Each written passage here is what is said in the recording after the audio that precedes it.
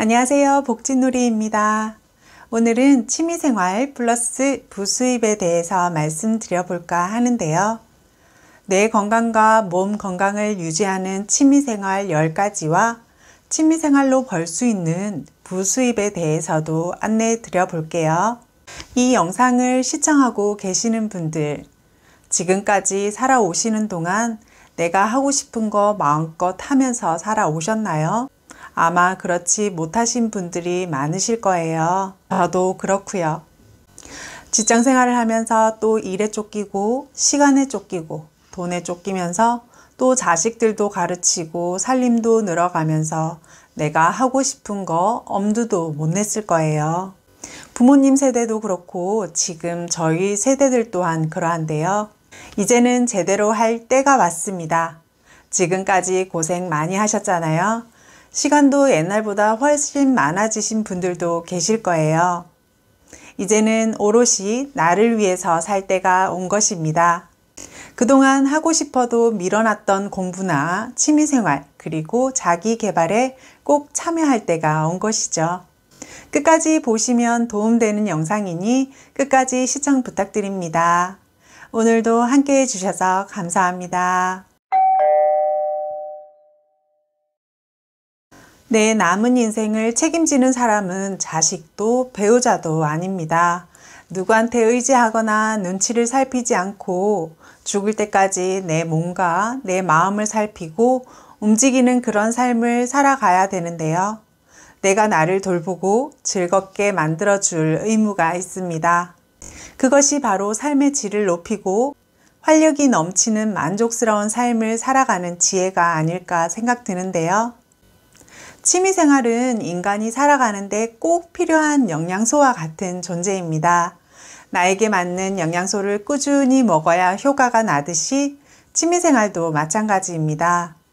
꾸준히 하셔야 됩니다. 취미라는 것은 각자 취향이 다르지요.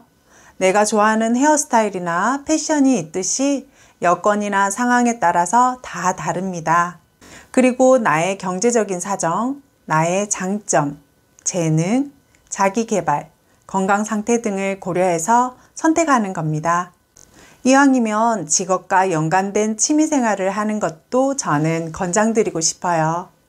취미생활을 하시려면 2가지 기준을 염두에 두시면 좋은데요.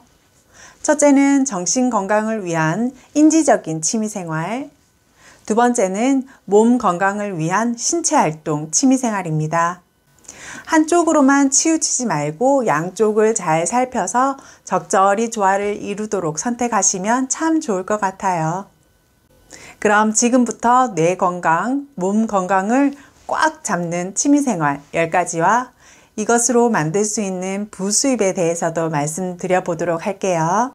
우선 첫 번째로 뇌 건강, 정신 건강을 위한 인지적인 취미생활에 대해서 말씀드려 보도록 할게요.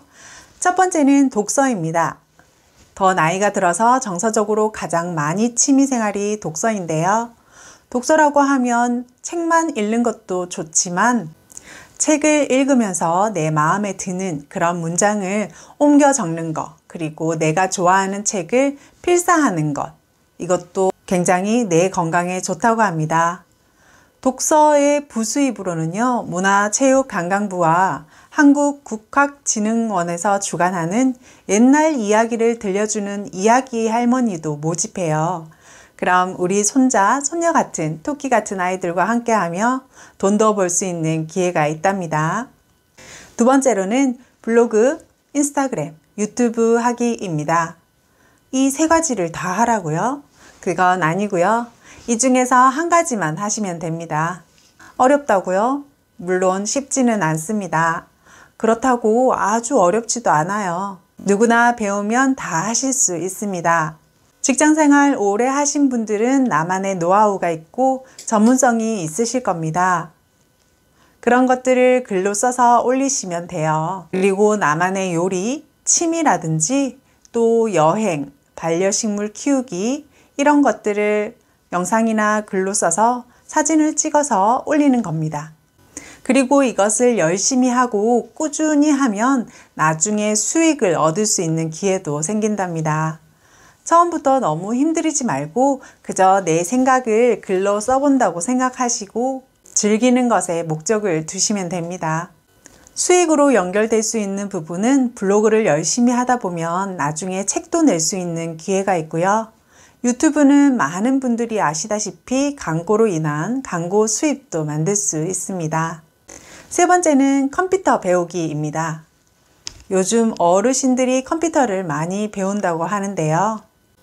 물론 60세가 넘으셨어도 직장 생활을 오래 하셨던 분들은 웬만한 컴퓨터는 잘 하시죠. 그런데 그렇지 않은 분들이 또 많습니다. 그러신 분들은요, 요즘 지자체에서 하는 복지관이나 구청에 가면 컴퓨터를 배울 수 있는 프로그램도 많이 있기 때문에 활용해 보시기 바랍니다. 그리고 컴퓨터를 꼭 배우셔야 되는 게요, 제가 앞서 말씀드린 블로그 하기, 인스타그램, 유튜브를 하시려면 컴퓨터는 필수입니다. 혹시 컴퓨터 실력이 부족하신 분들은 컴퓨터를 꼭 배우시기 추천드립니다. 네 번째는요, 저도 하고 있는 건데요. 명상하기입니다. 건강한 사람도 나이가 들어감에 따라 불안감을 떨쳐버릴 수 없다고 그래요. 병에 걸리지 않을까? 나중에 치매 걸리지 않을까? 또 내가 갖고 있는 다섯 번째, 이러한 불안감들이 다들 많으실 것 같은데요.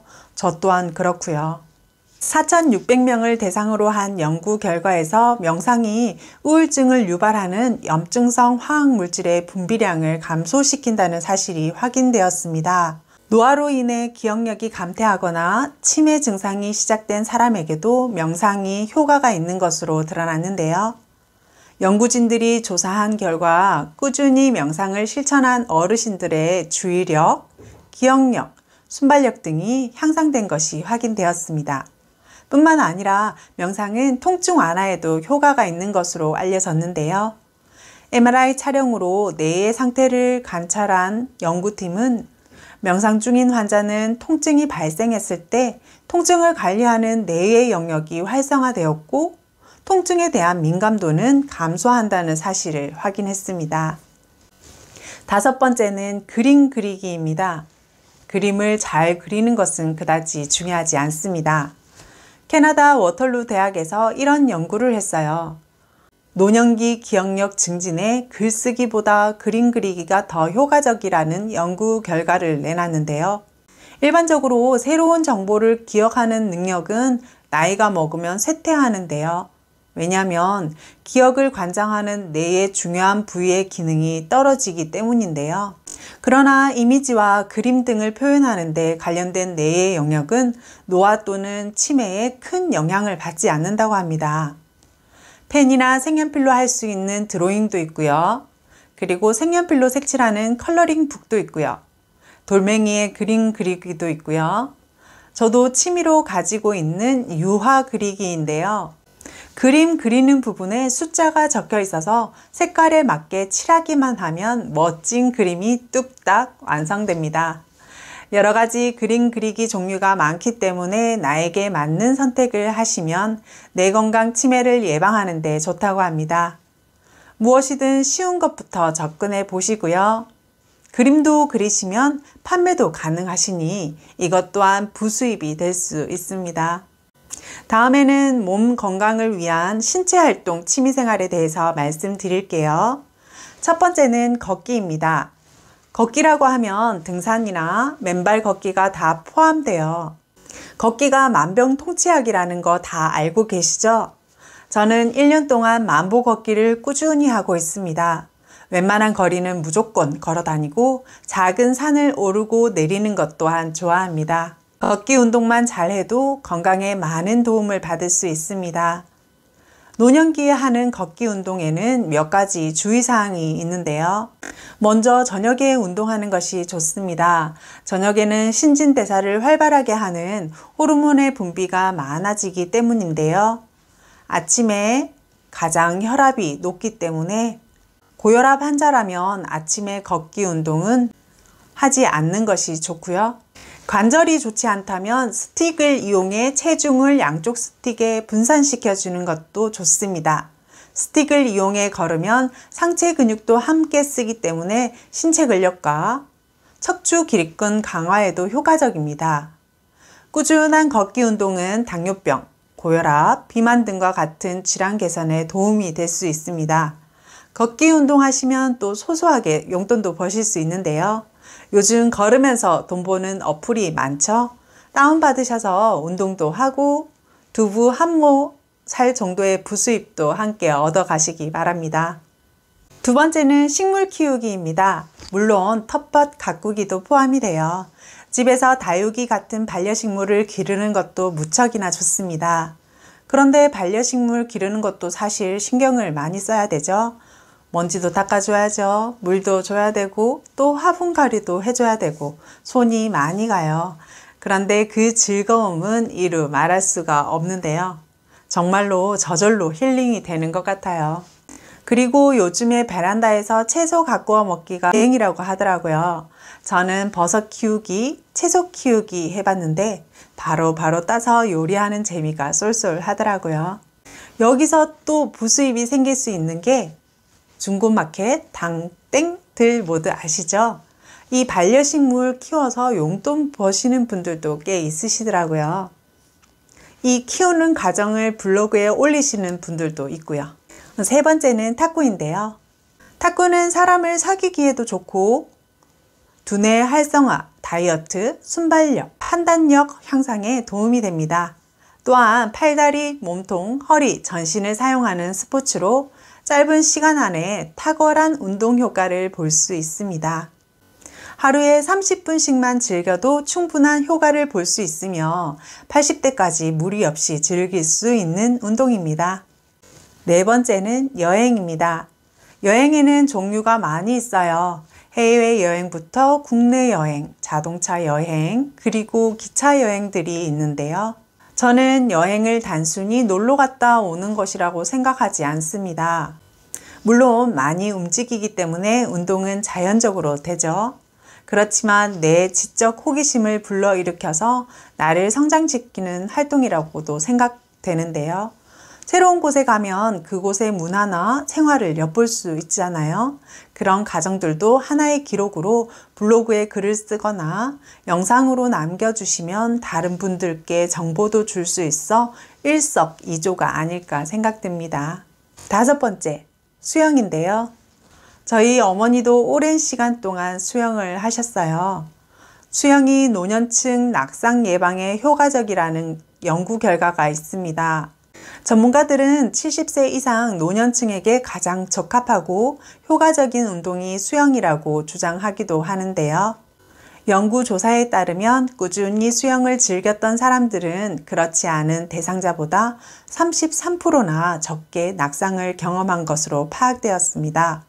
평균적으로 65세 이상의 어르신 3명 중 1명이 낙상 사고를 겪는 만큼 수영을 꾸준히 해두면 낙상 사고를 예방할 수 있습니다.